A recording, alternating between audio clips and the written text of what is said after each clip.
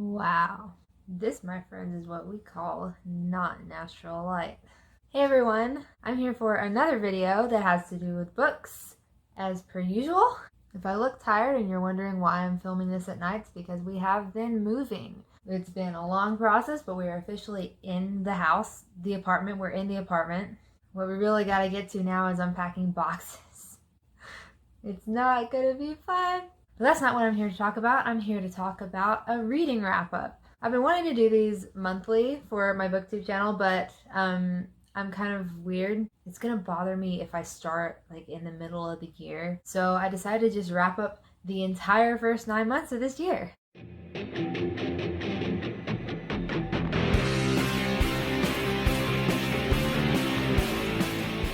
We're going to be looking at all the books that I read between January 1st and August 31st. I'm using my nifty little laptop so that I can look at my Goodreads, so I make sure I'm telling you guys these in order. I got real excited to make this video because I figured I haven't really been keeping track of how many books I've been reading. I've been just putting them on Goodreads and moving along. I was hoping that I would have a substantial amount here considering it's 9 months of reading. It turns out college really does suck the life out of you.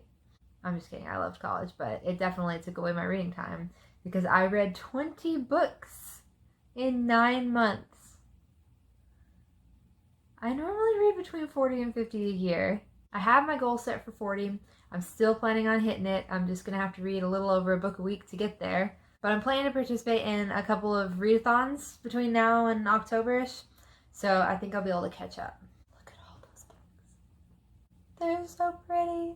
Okay, so the first book I read this year, I started the year off real strong. I read Broken Things by Lauren Oliver. This book was a solid 4 out of 5. It was an incredible adventure. Everything that happened was completely unexpected and it was really cool, the whole mystery part of it. But there were some things that just kind of bothered me. It went a little slow at first. Some of the character development didn't feel like it got all the way fleshed out. I read it on Christmas break, so I was able to really dive into it. And I had a great time reading it. I'm just leaving that last star off just because it wasn't like tip top. It wasn't all that I had heard that it would be. But it was really good. It was a really good book. The next book I read was Born to Build by Jim Clifton. It's one of those Clifton Strength Finders test things. I don't know if you've heard of it. It was all the rage in business school. I gave it a 3 out of 5 because honestly, 90% of the book was just explaining the test. I really didn't glean that much out of it. I did really like the test and I liked what it said about my personality. It's a very entrepreneurial type book, so I liked that. But it just didn't really give me a ton of new information. Next, I read another fiction book. I read Grim Lovelies by Megan Shepherd. This book was so cool. It's about a 17-year-old girl that was once an animal but was turned into a human by a witch. And there's a whole lot of magic in it. It's set in Paris, which is one of my favorite places, one I dream of going to one day. It was non-stop chaos the whole time. It was so fun to read. This was another 3 out of 5, and that does sound kind of mean, but I think most of it had to do with the fact that the writing style just wasn't up to par with what I'm used to. And I did enjoy the story, but I feel like it could have been more character-driven.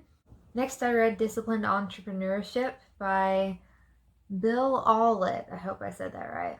It's another entrepreneurial book that we talked about a lot in business school, and I actually had to read it for one of my classes, but I had it on my list anyways, so I went ahead and counted it here, even though I normally don't count a lot of college books unless it's something I feel like personally I would want to read. I didn't even rate this book.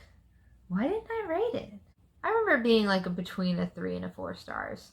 I'll give it 3 stars. It was another one that didn't amount up to what I thought it was going to be. People said that, oh, it'll teach you so many things about entrepreneurship and how to be a good leader and a good boss and all this stuff. And it just sort of told me a lot of common sense type of things. But it was a really interesting read. I did like how it had 24 steps to successful startup. It wasn't just like a whole book of stuff. It laid it out really well. Next, I read 9 Lies About Work by Marcus Buckingham and Ashley Goodall. Another businessy book. This one was actually really good. It's titled A Free-Thinking Leader's Guide to the Real World. It's all about company culture and setting a really good standard and caring about work. And I really appreciate that, especially at the time when we were all getting ready to enter the legitimate 9-to-5 working world upon graduation. I got back into a fiction book after this. I read Red Rising by Pierce Brown. This book, people were so on me about reading this book. I honestly thought it was going to be like another Hunger Games or something based on the way people were talking about it. I could barely get through it, and this might be an unpopular opinion. I might get a lot of hate for this, but it was honestly one of the hardest fiction books to get through. Nothing the characters did made a lot of sense to me. You didn't really get inside their heads ever. You didn't understand their motivations. It just felt very story-driven and very not character-driven, if that makes sense. In my writing classes, they always talk about if a book is too character-driven, then it loses its significance of the story. If it's too story-driven, then the characters feel like robots, just doing what the author tells them to do to get to the end of the story. That's what this book felt like. It felt very story-driven. It felt like we need to get from point A to point B, and we're just going to drag all these characters along. But I was also reading this book during finals week, so maybe I'm being harder on it than I should be. But that's just how I feel about it. I gave it 3 stars. I thought I was being generous for giving it 3 stars. Yeah, that was a rough one. After that, I read Live Fearless by Sadie Robertson. I love Sadie Robertson. She is such an angel. It's been so cool seeing her growth over the last few years. The book is set for a younger audience, I will say that, but I gave it 4 out of 5 stars because she talks about such good stuff in there.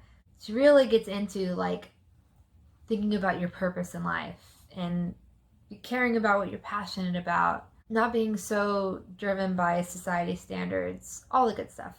I read a couple more businessy books after this. I read Understanding Michael Porter, The Essential Guide to Competition and Strategy. You guys probably don't want to hear about that. It was pretty dull. I read Essentials of Strategic Management. Ooh, I went through the Financial Peace Program as a leader for the first time. It was so cool. I coordinated a class. It only had a couple people in it, but we were able to really dive into the subject. I've known this stuff my whole life, and so being able to teach it was super cool. I love that book. Love everything about that. 5 out of 5. Always 5 out of 5.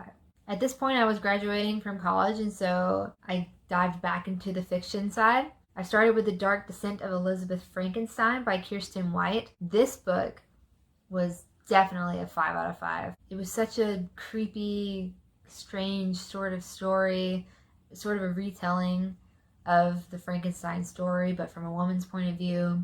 But there's so much else going on, and it's so cool. I highly, highly recommend it. I then went on to read the Daughter of Smoke and Bone series. This honestly moved straight up to the top. One of my top favorite trilogies of all time. Every single chapter was exciting. The main character is such a powerful personality, but yet she's also kind and passionate, and she understands things, but then she finds out more about herself throughout the story, and then she finds out things about the enemies in the story too, and everything is so realistic in the sense of the war component. The angels and the demons have always been at war, and this is just how they think it always will be, and how just 2 people can sort of light a fire to change that. Karou is one of my favorite characters ever. She's such a strong voice. She's such a cool character to watch grow. I cannot say enough about the series. I really need to make a video just specifically about it. After I finished that trilogy, I kind of couldn't pick up any other fiction books because I still had Karou in my head, and I just didn't want to let her go. And so I picked up a historical book called Remember the Alamo, American History in Bite-Sized Chunks. Just kind of rehashed all of the United States history. It was really interesting. I think I gave that a 4 out of 5. Yeah.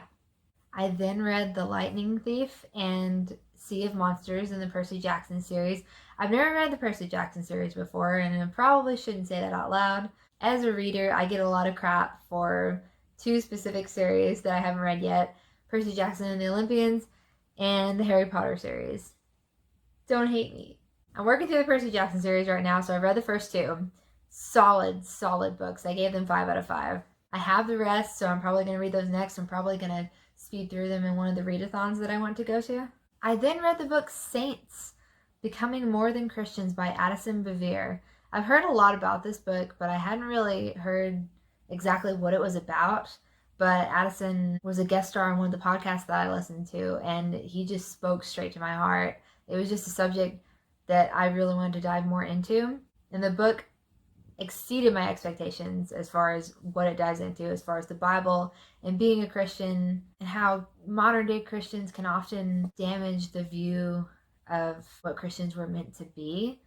I'm not very good at explaining it. It's pretty deep stuff. I highly recommend it to anybody who's in any point in their Christian walk, or even if you're not a Christian. It's just a really interesting book to read. I followed that up with a book called Intimacy with God. Saints was a 5 out of 5, by the way. Intimacy with God was a 3 out of 5.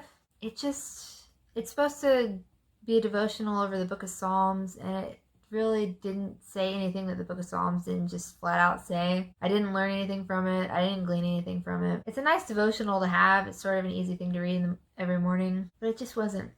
There could have been more. I followed that book up with Bullies by Ben Shapiro. I'm not going to say a lot about this book because I don't really want to get into politics on this channel. That's not really what this channel is about. This channel is about a community of people who enjoy the same things. Books and art and animation, creativity. I don't want to take away from that. Ben Shapiro is a very intelligent and researched man. I do really appreciate his work, but I don't really want to pick a side in politics right now. I did give it a 5 out of 5 though. The most recent book that I finished is called Get Out of Your Own Way by Dave Hollis. I'm sure you've heard of the Rachel Hollis books. She wrote Girl Wash Your Face and Girl Stop Apologizing. Those books were incredible. Really, really good books. This book I gave a 3 out of 5. I realized how many 3 out of 5s I've given this year. I've never given that many. I feel really bad. This book just didn't live up to my expectations. I might be unfair in my judgment calls because it is about people who are first entering the personal development world, and I've been in it. I listen to a lot of podcasts. I read a lot of personal development books. And so reading this was kind of hard for me because it felt very surface level. But I think that's what it's meant to be. I think it's meant for people who are just starting out or who are interested in personal development but aren't sure when to make that leap. So I might change it to a 4 out of 5. It just didn't interest me that much. There's also all that drama going around about how they announced their divorce after 3 years of telling us how to save our marriages. So that's kind of awkward, but we won't get into that.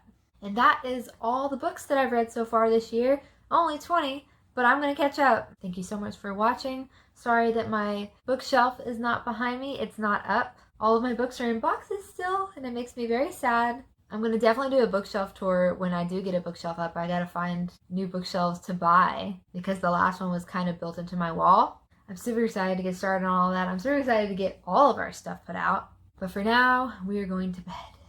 We're going to worry about all this in the morning. Thank you so much for watching. I'll see you next week.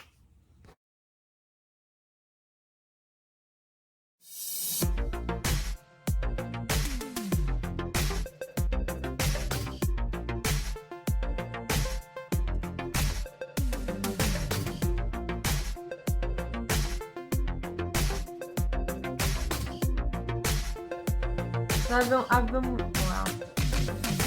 And it bothers me. It's gonna bother me if I don't start it at the beginning of each year. Like, Intimacy with God was a 3 out of 5. Intimacy with God was a 3 out of, wow. Another entrepreneurial